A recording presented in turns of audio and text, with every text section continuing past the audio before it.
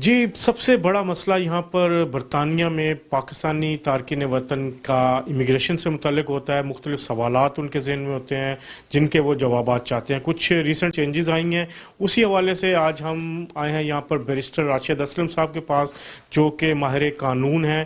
ان سے ہم بات کریں گے اور پوچھیں گے کہ کون سی ریسنٹ چینجز اس حوالے سے آئی ہیں. بیرسٹر صاحب، چینجز آئی ہیں، اس حوالے سے کہا جا رہا ہے کہ انلیگل امیگرینٹس کو اگر گھر آپ کرائے پہ دیتے ہیں پھر بھی آپ قانون توڑ رہے ہیں. اس حوالے سے کیا بتائیں گے آپ؟ جی، اس میں بیسیکلی ہوم آفس نے ابھی نیو لاز جو انٹروڈیوس کروائے ہیں کہ اگر کسی انلیگل امیگرینٹ کو بغیر اس کا امیگریشن سٹیٹس چیک کیے ہوئے آپ گھر کرایہ پہ دیتے ہیں تو اس میں 5,000 تک فائن ہو سکتا ہے. اس میں آپ کو سزا بھی ہو سکتی ہے یا فائن اور سزا اکٹھا ہو سکتا ہے.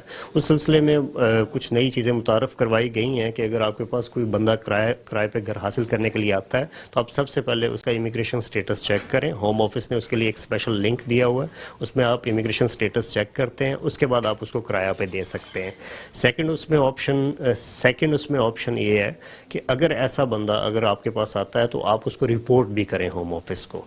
دوسرا جو اہم چینجز جس حوالے سے آئی ہیں وہ نیشنلٹی کے بارے میں ہے کہ اگر نیشنلٹی میں انہوں نے گڈ کریکٹ ریکوائرمنٹس گائیڈنس دی ہیں جو کافی لینتھی ہیں.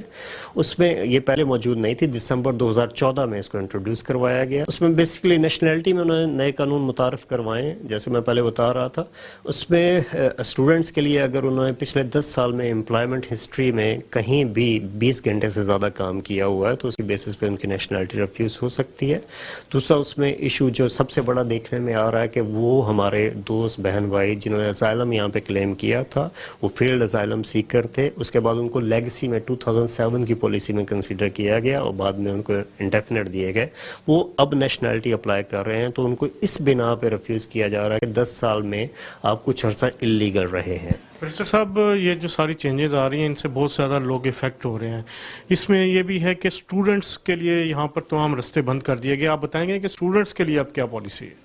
جی، اسٹوڈنٹس کے لیے بیسکلی ورک پرمٹ انہوں نے نومبر سے ختم کر رہے ہیں. اسٹوڈنٹ کوئی بھی اگر ورک پرمٹ اپلائی کرنا چاہتا ہے وہ سوئچ نہیں کر سکتا، اس کو پاکستان یا انڈیا جہاں سے بھی وہ ہے واپس جا کے ورک پرمٹ اپلائی کرنا پڑے گا. اس میں کچھ کمپلیکیشن ہے کہ وہ ریسٹرکٹڈ ورک پرمٹ میں شاید آ جائے. دوسرا اس میں انہوں نے کوئی ڈیوریشن طے کیے ہیں 5 سال 7 سال 9 سال، سبجیکٹ ٹو کیا اسٹڈی آپ کر رہے ہیں. آپ اپنی اسٹڈی کریں اس کے بعد واپس جائیں. یہ اس پورے قوانین کا مقصد ہے.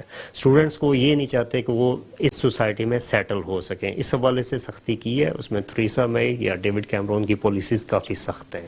یہ بھی ریسنٹ چینجز کے حوالے سے کہہ رہے ہیں کہ یہ نومبر سے امپلیمنٹ ہوں گے. اس کے علاوہ جو ابھی کانفرنس چل رہی تھی حکومتی پارٹی کا، اس میں پھر کہا گیا کہ بہت سخت چینجز کر رہے ہیں. تو ان کا آپ کیا سمجھتے ہیں کہ پاکستانی کمیونٹی زیادہ اس کا نشانہ بن رہی ہے؟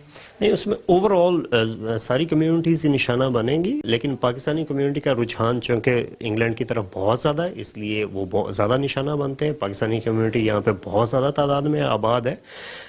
مسئلہ یہ ہے کہ حکومت کو یہ سمجھنا چاہیے کہ نان کامن ویلتھ کنٹریز جو ہیں جیسے یورپ ہے اس میں سے جو لوگ آ رہے ہیں اس پہ ریسٹرکشن کریں، بجائے اس کے کہ ہم جیسے ممالک جہاں سے پاکستان، انڈیا یا بنگلہ دیش جیسے لوگوں سے جو امیگرینٹس آتے ہیں ان پہ ریسٹرکشن قائم کی جائے. آپ کیا سمجھتے ہیں کہ جو لوگ یہاں پہ اپنے کیسز اپلائی کرنا چاہتے ہیں ان کو کیا مشورہ دینا چاہیں گے؟ وہ کیا کریں کوئی بھی کیس یا ایکسٹینشن یا نیشنلٹی اپلائی کرنے سے پہلے؟ جی، اس میں بیسکلی چھوٹی چھوٹی وجوہات کی بنا پر آج کل ہوم آفس ریفیوز کر رہا ہے. جو بھی آپ اپلیکیشن کر رہے ہیں آپ اس میں اپنے لیگل ایڈوائزر سے یا خود اس کا مکمل مطالعہ کریں گائیڈنس کا، اور اس کو مکمل مطالعہ کرنے کے بعد اپلائی کریں تاکہ اس میں ریفیوزل کے چانسز کم سے کم ہو سکیں. اور کون سی ایسی آپ بتا سکتے ہیں کہ امیگریشن میں جس میں ابھی چانسز ہیں کہ یہاں پہ آ کر لیگلی سیٹل ہوا جا سکتا ہے؟ بتائیں. جی، اس میں ایک انٹرپرینیور کیٹیگری ہے. اگر آپ کے پاس 2 لاکھ پاؤنڈ سے ابو رقم 90 ڈیز سے آپ کے پاس موجود ہے تو آپ یہاں آ کے اپنا بزنس سیٹل کر سکتے ہیں.